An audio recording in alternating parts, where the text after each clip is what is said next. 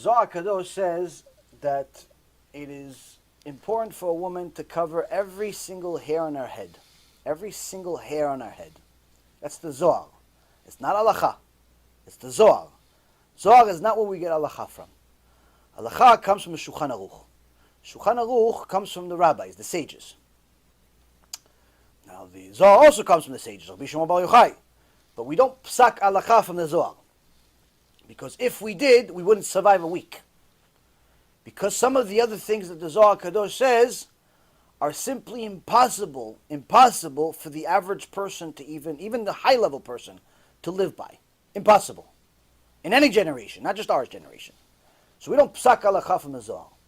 You can do certain things that the Zohar Kadosh say, but you don't psak halakha, meaning you don't say, this is what you're supposed to do. Why? Because what you're supposed to do is decreed by the sages. Now, what is the power of the sages?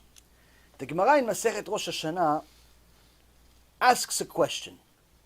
What's the first Bet Din that ever existed? Answer is the Bet Din of Moshe Rabbeinu. Bet Din of Moshe Rabbeinu. In two places, there's a mention of the Bet Din of Moshe Rabbeinu in the Torah. And it says, Moshe, Aaron, Nadav, and Avihu. And the 70 elders. Moshe, Aaron, Nadav, and Avihu, and the 70 elders. In a different place, it also mentions two other names. But it again mentions the 70 elders. Mentions the 70 elders. So the question is, how come it mentions this is the first bedin? Meaning, this is it. There was never a bedin more powerful than this bedin. Any bedin that wants to change a law has to be greater than the bedin that judged it. Meaning, if a bedin today in Florida made a rule, we're not allowed to make any new rules, just so you know. Let's say psaka halakha from their understanding of something, and Kehillah complained, and they don't like this rule. In order for anything to be overturned, they have to go to a bigger bedin to overturn it. What's a bigger bedin? You go to the Rabbanut in Eretz Yisrael. Go to Rabbanut in Eretz Yisrael. It says they'll look at it, they'll review it. If they agree with what you're saying, they can overrule the bedin here. Why? They're the bigger bedin. If the Rabbanut in Eretz Yisrael makes a law, no one can overrule them. Why? There's no bigger bedin than them. There's no bigger bedin than them. So the only one that can overrule it is someone from a previous generation, but that doesn't exist. You have to go back in time. Which means that, by default, the biggest bedin that ever existed is the first bedin of Moshe Rabbeinu. So the Gemara asks, okay, if this bedin is the greatest of great and the best of the best, how come we don't have the names? We have Moshe, good. We have Aaron, good. Nadav and Avihu, good. Two other people, good. But how come we don't have the other 70? They were great. The Gemara says something amazing. The Gemara says, this is to teach you. You, meaning you, here. Year 2019 according to the Notzrim, or 5779 according to the Jews. To teach you that the Torah already knew that you're going to come here with your questions. And you're going to say, wait a minute. In the time of Moshe Rabbeinu, they said don't drive on Shabbat because Moshe didn't have a car. They said don't wear a wig because no one had any wigs back then. They say don't do this, don't do that because of this. But the reality is, at the end of the day, they had Moshe Rabbeinu as the bedin. They had Aaron as the bedin. They had Nadav and Avihu. They had greats. So this rabbi over here, what is he, Moshe? This rabbi over here, what is he, Aaron? This rabbi over here is Nadav and Avihu. He's nobody. If I had Moshe Rabbeinu, they not listen to them. But I don't have Moshe Rabbeinu, so I'm not going to listen. So the Gemara says, this is why Hashem left the 70 unnamed. Because you can say, yes, no other generation is going to have Moshe Rabbeinu. No other generation is going to have Aaron, Nadav, and Avihu. But how can you say that no generation is going to have the 70 elders if you don't know who the 70 elders are? Maybe you do have. Maybe this rabbi over here is like one of the 70 to teach you that any bedin comprised in any generation must be treated as if it's the bedin of Moshe Rabbeinu himself. Which means, once something is made as an halacha, that's what you go by. You don't go by something that's not halacha. So as much as everybody from Chabad and other places of Hasidut would like to pitch the Zohar Kadosh as a place that's the reason why they wear a wig, it's a complete lie and fabrication and desecration of the Torah and the sages. Why? Number one, if they know that, they should know that the sages did not make that halacha, which means they're not allowed to make it halacha. Number two, if they're going to go by the Zohar for the hair, how come they don't go by the Zohar for everything else? Oh, you're going to pick and choose? You're going to pick and choose? Then you have a serious problem. Why? The Gemara says, if you're going to pick the leniencies of Bet Shammai and Bet Hillel, and the stringencies of Bet Shammai and Bet Hillel, you're a fool and a blind person. You're not allowed to do such things like this. You can't just pick and choose like this. You have to go with the Chachamim. Shulchan Aruch says this is what we go by. So the reality is, Rabotai Karim, you cannot wear a wig because the Zohar says to cover all your hair. And even more so, you have to look at what the halacha is. And what is the halacha? The halacha is that you're allowed as a woman to show up to 3 fingerfuls of hair. You're allowed to show up to 3 fingerfuls of hair.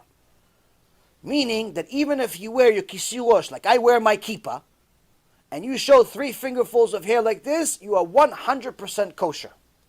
Of course, if you want to be more stringent in order to sanctify Hashem's name and reach even a higher level of kedusha and cover every hair, like the Zohar Kadosh says, of course, there's going to be merits in Shemaim for you, special treatment for you in Shemaim, of course.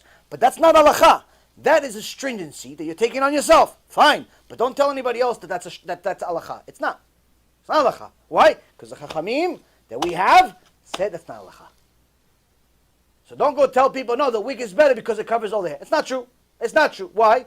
Because the actual real halacha is not to cover every hair. And number two, the real halacha is not to cover the hair with a wig. The real halacha is to cover the hair with a mitpachat. The real halacha is to cover the hair with a hat. So you can't, dip into the mikveh with a pig on your arms and say, oh, it's kosher, it's kosher. No, it's still a pig. It's still a pig. It was a pig before the mikveh, it's a pig after the mikveh. Don't start creating things that you took the best of this and the worst of this and you made it kosher. That doesn't work that way.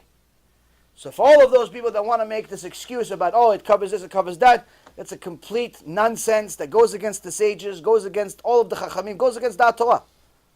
Goes against the Torah. It's not the words of Hashem. And that's the reality. Even the Lubavitcher Rebbe himself wrote in a letter. I have it and I've provided it to many people. Lubavitcher Rebbe himself wrote in a letter he prefers mitpachat over wig. But they're not going to publicize that letter. Why? Because that letter kills them. So only a few that want to know the truth know this. The people that want to know the truth, they found this, they do it, and that's why I have a whole kehillah in a few places. Actually, one place for sure, in Seattle I think it is, another place, another location of Chabadniks. Women that took off the wig and put on the mitpachat. Because of what the Lubavitcher Rebbe said. Not even because of me. But I said it in his name. Why? Because that's the truth. That's what halacha is. So, as far as covering the hair, yes, you're supposed to cover your hair. Yes, you're supposed to cover as much of it as possible. Ideally, you'd cover every single hair. But, even if you don't cover every single hair, you cover, in essence, 95% of it, 97% of it. You're still fine, as long as it's with a mitpachat. If you're covering it with a wig, you have multiple problems. Number one, the wig is, if it's a real wig, it's impossible for you to know for sure that it's not coming from avodah zarah. And with safek avodah zarah, safek deoraita, we go to chumrah. We cannot be lenient when it comes to this. Something that's from the Torah, you cannot be lenient. You can't just say, no, not all of them. So it's not 100% sure. Even if there's a safek that it could come from avodah zarah, already forbids all of them. Forbids all real hair wigs. Anyone that's a real posek that really knows what they're talking about knows that you're not allowed to wear wigs. The problem is, how do you tell this to every rabbanit? How do you tell this? Why? Who has to tell her? Her husband, the rabbi. And he doesn't want shalom bayit problems. So it's a problem. It's a very difficult thing, but that's a reality. The reality is everybody knows you're not allowed to wear it. For one reason or another. Second reason is, aside from avodah zarah, is the modesty issue. Today's wigs are not the same as the wigs that even the sages that said it's allowed, like the Lubavitcher Rebbe or Rav Moshe Feinstein, that said it's allowed, they did not say that today's wigs are allowed. The ones that they said that are allowed are clearly known as wigs, seen as wigs. The wigs of today look real, more real than real hair.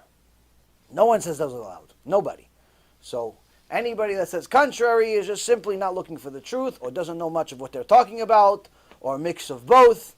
But the point is that if they're going to continue taking their life that leniently, then most likely they have a lot of other problems also, because if they're that lenient when it comes to that, they're going to be a lot, very lenient about other things. That's just the reality. So it's sad that it's a plague among the religious community today, but it's not the only one. There's many other things. All of us have problems. Every household has a body in it. Everybody. But you have to get rid of at least the ones that are most obvious, and everybody knows that they need to do Teshuva. If you do it, Shrecha, you don't do it, you'll pay the judgment. What can I tell you?